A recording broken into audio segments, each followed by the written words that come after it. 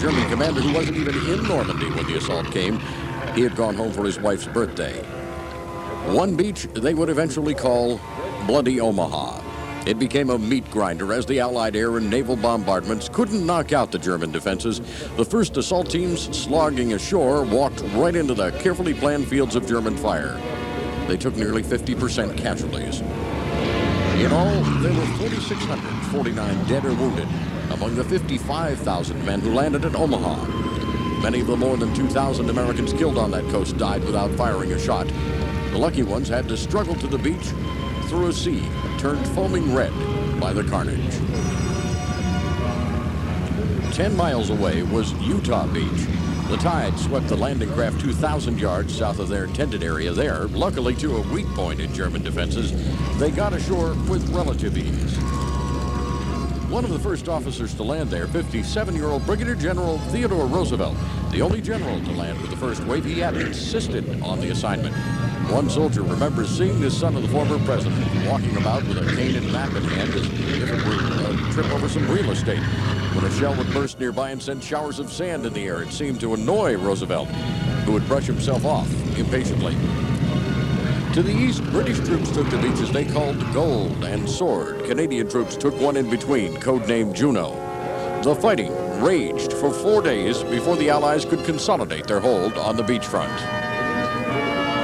Individuals taking the initiative improvised new plans, made it possible to break through the Nazi defenses. The Allies built port facilities on the spot, sinking expendable ships to make breakwaters. Giant floating piers they called mulberries were brought into the beaches to handle cargo. And Allied planes roamed far inland, preventing any decisive counterattack by the Nazis. Within 10 days of D-Day, 1 million men and 500,000 tons of materiel had been landed in Normandy.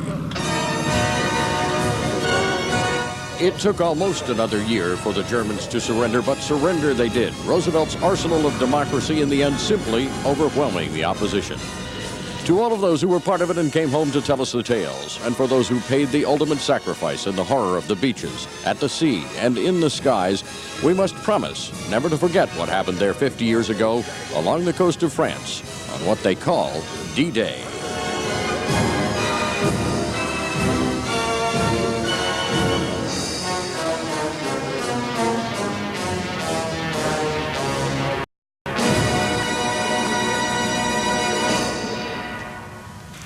We're recovering our B-25s, A-26, C-47s. And you'll notice lined up in front of you what it can only be called a gaggle. AT-6s, Harvards, and SNJs. As we prepare for another tradition here at the National Warplane Museum. And that is the flight of the T-6s, as we'll refer to them for the sake of simplicity. Let me explain. When the aircraft was used by the Army, it was known as the A. However, when it was used, no air. Same role by both up in Canada, Harvard.